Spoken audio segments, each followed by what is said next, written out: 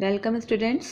पिछली वीडियो में हमने पढ़ा था गोसेन का दूसरा नियम सम सीमांत उपयोगिता नियम। इस लेक्चर में हम पढ़ने जा रहे हैं सैमुअल्सन का सम सीमांत उपयोगिता नियम। ध्यान रखिएगा, वो गोसेन का सम सीमांत उपयोगिता नियम था, ये सैमुअल्सन का सम सीमांत उपयोगिता नियम है।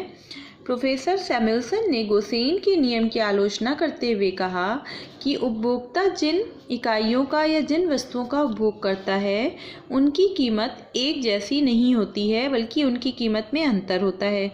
जैसे कि पिछले गोसेन के नियम में हमने देखा था कि एक्स और वाई दो वस्तुओं का उपभोग किया जा रहा था और दोनों की कीमत हमने 1 रुपये मानी थी।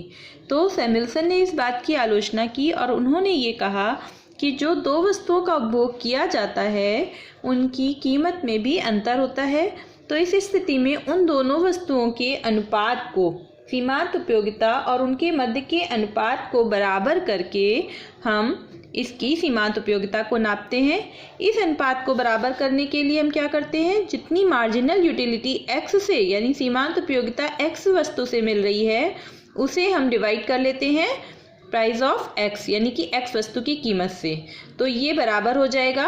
और इसी तरह से मार्जिनल यूटिलिटी ऑफ y को प्राइस ऑफ y से डिवीज़न कर लेंगे तो ये उन दोनों के अनुपात में ये बराबर हो जाएंगे दोनों के अनुपात। इसे इस तालिका में हम देख सकते हैं कि हमने ये माना है कि उपभोक्ता की जो आय है वो 17 रुपये है। उसे उपभोक्ता दो वस्तुओं x और y पर खर्च कर रहा है, जिसमें x वस्तु की कीमत 2 रुपये और y वस्तु की कीमत है 3 रुपये।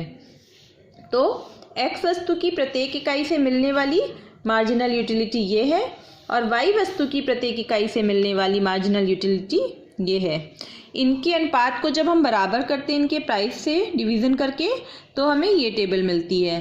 अब जब इनका अनुपात बराबर कर लेते हैं तो उपभोक्ता यहाँ पर 3 बिंदुओं में संतुलन में आपको ये देखिए 13 और 13।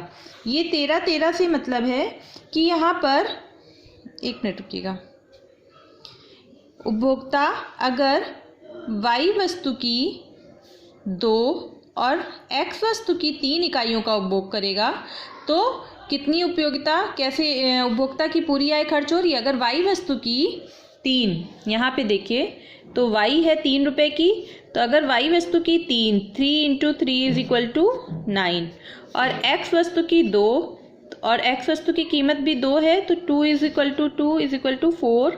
तो यहाँ पर उपभोक्ता के कुल 13 रुपये ही खर्च हो पा रहे हैं।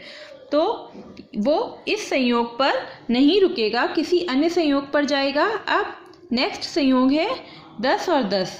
यहाँ पर y वस्तु की 3 और x वस्तु की 4 इकाइयों का उपभोग किया जा रहा है। इसे ऐसे समझिए, ये देखिए जहाँ पर ये दो उपयोगिता मार्जिनल यूटिलिटी का अनुपात बराबर हो रहा है, यहाँ पर y वस्तु की 3 और x वस्तु की 4 इकाइयों का उपभोग किया जा रहा है। तो अगर y वस्तु की 3 इकाई लेंगे तो y की कीमत है 3 रुपये, 3 × 3 = 9 और x वस्तु की 4 तो 2 रुपये कीमत है x वस्तु की, तो 2 × 4 = 8 = 17। यानी उपभोक्ता की पूरी आय यहाँ पर इस संयोग पर खर्च हो रही है, जहाँ पर वो 10 और 10 यानी 3 और 4 y वस्तु की 3 और x वस्तु की 4 इकाइयों का उपभोग कर रहा है। इससे किसी अन्य संयोग पर यहाँ पर भी मार्जिनल यूटिलिटी बराबर है, लेकिन यहाँ पर भी वही बात है कि y की 4, तो y की 4 इकाइयाँ 3 रुपये के हिसाब से 12 रुपये की और x की 5 यानी 10 रुपये, 12 और 10 22। यानी ये उपभोक्ता की आय शक्ति के, क्रय शक्ति के बाहर है, आय से ज़्यादा है। तो इस उपभोग पर, जहाँ पर इस संयोग पर जहाँ पर उपभोक्ता की पूरी आय खर्च हो रही है, ना कम ना ज़्यादा, इस संयोग पर उपभोक्ता को अधिकतम संतुष्टि प्राप्त होती है।